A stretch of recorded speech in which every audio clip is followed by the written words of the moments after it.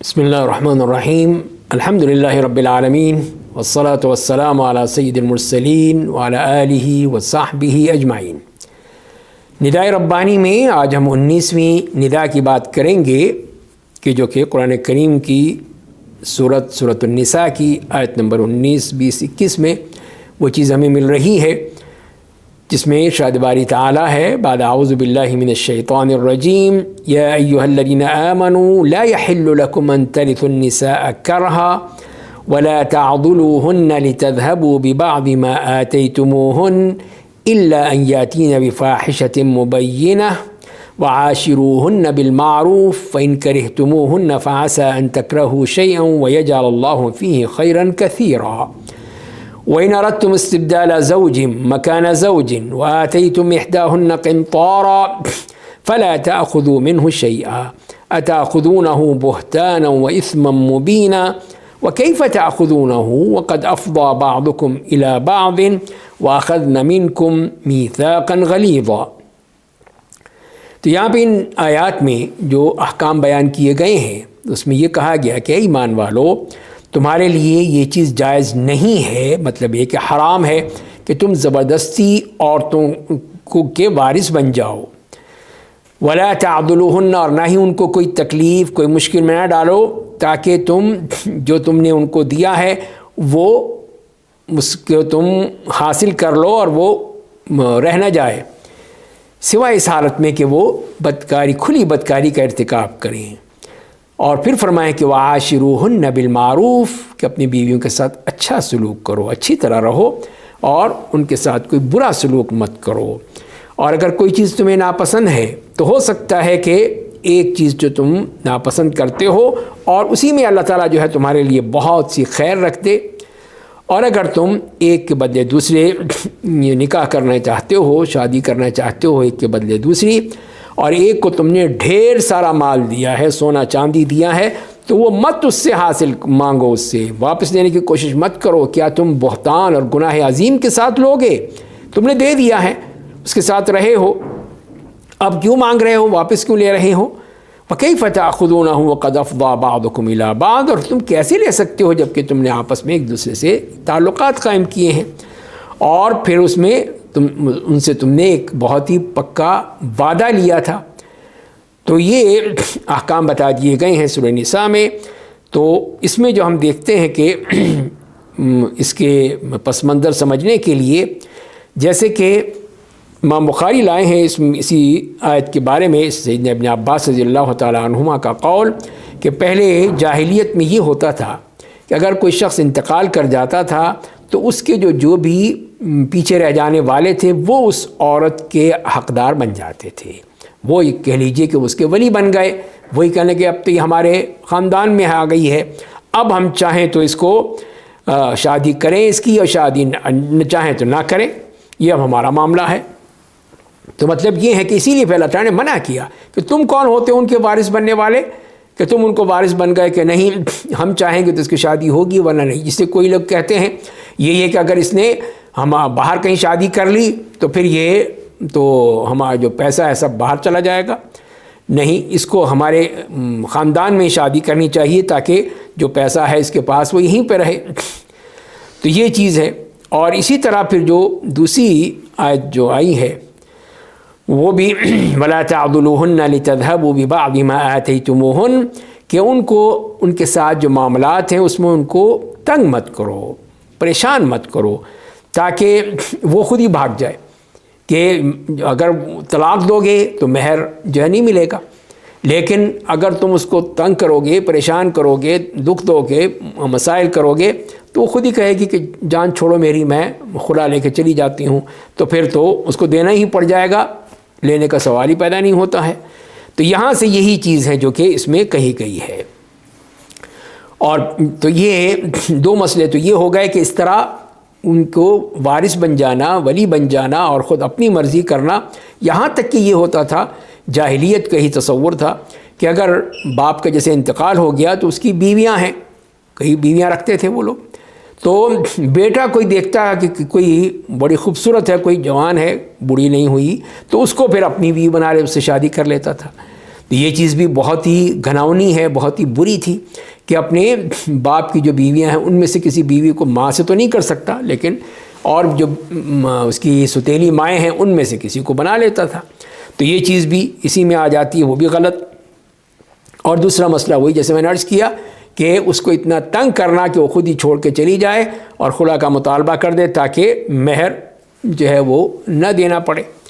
لیکن ایک ہی حالت میں جب کہ اگر کوئی بدکاری ہے، بدکار عورت ہے، تو پھر ان کو چاہیے کہ وہ پھر جب اپنے شوہر کے ساتھ مخلص نہیں ہے، اس کے ساتھ وفاداری نہیں کر رہی ہے، تو پھر وہ یہ کر سکتا ہے. اور یہ جو فرمائے کہ تمہاری یہ جائز نہیں ہے کہ تم دو سوائے اسی حالت میں جیسے کہ دوسری آیت میں آتا ہے کہ اللہ کی حدود قائم نہیں رکھ سکتے. اسی لیے یہاں پہ فرمایا کہ اسی نشوز یا اس قسم کی نافرمانی کے حوالے ہی سے اس کو کہا گیا ہے. اور پھر یہ حکم دیا گیا کہ وعاشروہن بالمعروف، کہ ان کے ساتھ اچھا سلوک کرو. تم نے اللہ اس کے رسول کے نام پہ اس کو اپنی بیوی بنایا ہے اور اب اس کے ساتھ اس قسم کا سلوک کرتے ہو. وَلَهُنَّ مِثْلُ الَّذِي عَلَيْهِنَّ بِالْمَعْرُوفِ، کہ ان کے لیے اسی طرح ہے جیسے کہ ان کے فرائض ہیں، اسی طرح ان کے واجبات بھی ہیں. اور نبی کے وسلم نے اپنا نمونہ پیش کیا کہ خیرکم خیرکم لأہلہ وأنا خیرکم لأہلی، کہ اس میں سے بہترین شخص وہی ہے جو اپنے گھر والوں کے لیے بہترین ہے اور میں تم میں سے اپنے گھر والوں کے لیے سب سے بہترین ہوں. اپنا نمونہ پیش کر دیا ہے. تو نبی کریم صلی اللہ علیہ وسلم بہترین طریقے سے ان کے ساتھ زندگی گزاری ہے آپ نے. اور جب ان کے یہ کہا تو اس میں یہ کہا کہ بعض چیزیں تمہیں ناپسند ہو سکتی ہیں، کوئی چیز جو ہے تمہیں بری لگ سکتی ہے، تو ہو سکتا ہے کوئی چیز بری ہو، اچھی بھی تو ہوگی نا. تو ہو سکتا ہے اللہ تعالیٰ اس میں بہت سی خیر رکھ دے، دنیا اور آخرت کی برکتیں ہی برکتیں مل جائیں. جیسے کہ حدیث میں بھی آتا ہے کہ کوئی شخص جو ہے کوئی مومنہ سے اپنی بیوی سے کوئی بغض نہ رکھے. ہو سکتا ہے کہ ایک بات اس کو جو ناپسند ہے تو دوسری بات اس کی اچھی بھی ہوگی. تو لہذا اس کا خیال رکھنا ہے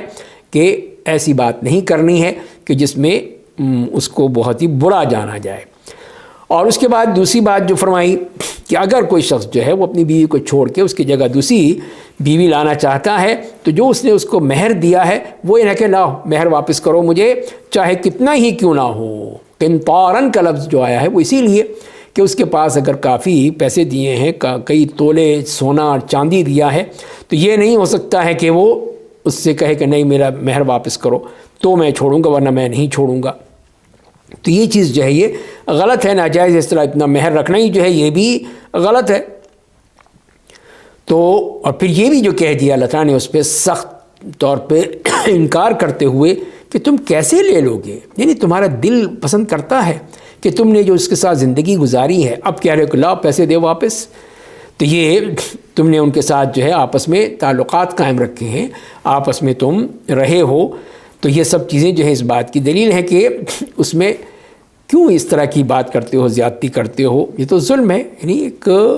گھٹیا پن ہے کہ آدمی اتنی زندگی گزارے اور بعد میں کہ لاؤ جی ہم نے جو تحفے دیے تھے واپس کریں، ہم نے جو پیسے دیے تھے واپس کریں، ہمارے یہ واپس کرو وہ واپس کرو. تو یہ تمام چیزیں جو ہیں یہ کسی طور پہ بھی جائز نہیں ہے، اس لیے کہ اس نے جو زندگی گزاری ہے اسی کی صورت میں پھر وہ اس کا حقدار ہے کہ اس کو یہ چیز جو ہے اس کے پاس رہے. اور اس سے لینا جو ہے وہ جسے میں نے عرض کیا کہ یہ ایک انتہائی گھٹیا حرکت ہوگی کہ اتنا کچھ ہونے کے باوجود پھر کہے کہ لاؤ میرے پیسے واپس کرو، میرا جو مہر دیا تھا وہ مجھے واپس کرو. اسی لیے فرمائیں کہ وَأَخَذْنَا مِنْكُم مِيثَاقًا غَلِيظًا، تمہارے تو آپس میں معاہد ہو چکا ہے، معاہدہ ہے، نکاح ہو چکا ہے، تو پھر اب یہ کیسے ہو سکتا ہے کہ تم اب اس کے بجائے مانگ رہے ہو کہ لاؤ. تو اس سے معلوم یہ ہوا کہ جاہلیت کی جو چیزیں تھیں، قوانین تھے، وہ سب اسلام نے ختم کر دیے. اور اسی میں یہی جیسے میں نے عرض کیا کہ ایک شخص کے مرنے کے بعد جو اس کے گھر والے ہیں وہ اس کے ولی بن جائیں، اس کو اس کے ہی سب کچھ ہو جائیں، یا اس کا بیٹا جو ہے وہ اس کو قبضہ کرنا چاہے،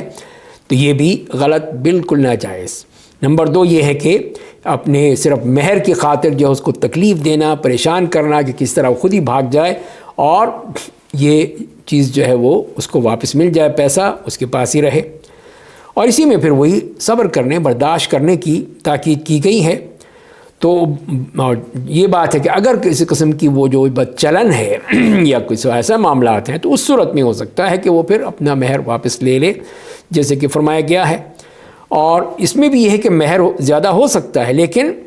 اس میں بہتر یہی ہے کہ اتنا مہر ہو جو کہ وہ دے سکے، اور اسی میں برکت ہوگی، اسی میں اللہ تعالیٰ برکت ڈال دیں گے۔ لیکن لاکھوں کروڑوں روپے لکھوا لینا کہ دیتا کون ہے، تو یہ چیز تو غلط ہے نا، قرآن کے حکم کے خلاف ہے۔ تو جو بھی آدمی نے عہد کیا ہے، جو بھی آپس میں طے ہوا ہے، اس کے مطابق ہونا چاہیے۔ اس میں یہ نہیں ہے کہ اپنی مرضی کرتا پھرے تاکہ ہمیں کوئی نقصان نہ ہو، یہ جاتی ہے تو جاتی رہے۔ تو اس قسم کی چیزیں جو ہیں ایک معاشرے میں نہیں ہونی چاہیے کہ جس میں اپنی بیوی کو تنگ کرنے کے حوالے سے، یہی جیسے کہ یہ بھی ایک دیکھتے ہیں کہ اس کی نظر ہوتی ہے اس کے باپ کے مال پہ کہ جاؤ جا کے اپنے باپ سے اپنا حصہ لے کے آؤ۔ ٹھیک ہے، اگر لے بھی آئی تو تمہارا تو نہیں ہو جائے گا، وہ تو اسی کا ہی ہے، وہ چاہے تو دے چاہے تو نہ دے۔ تو یہ ایک اور گھٹیا پن ہے۔ تو یہ اس کی پہ نظر رکھنا، یہ جہیز کا مطالبہ کرنا جو کہ بالکل ہی غیر اسلامی غیر شرعی چیز ہے کہ اس میں ہمیں گاڑی دیں، ہمیں یہ دیں، ہمیں وہ دیں، تو یہ چیزیں جو ہیں یہ ایک مسلمان کے لیے کبھی کہیں پہ بھی قابل قبول نہیں ہے کہ وہ اس طرح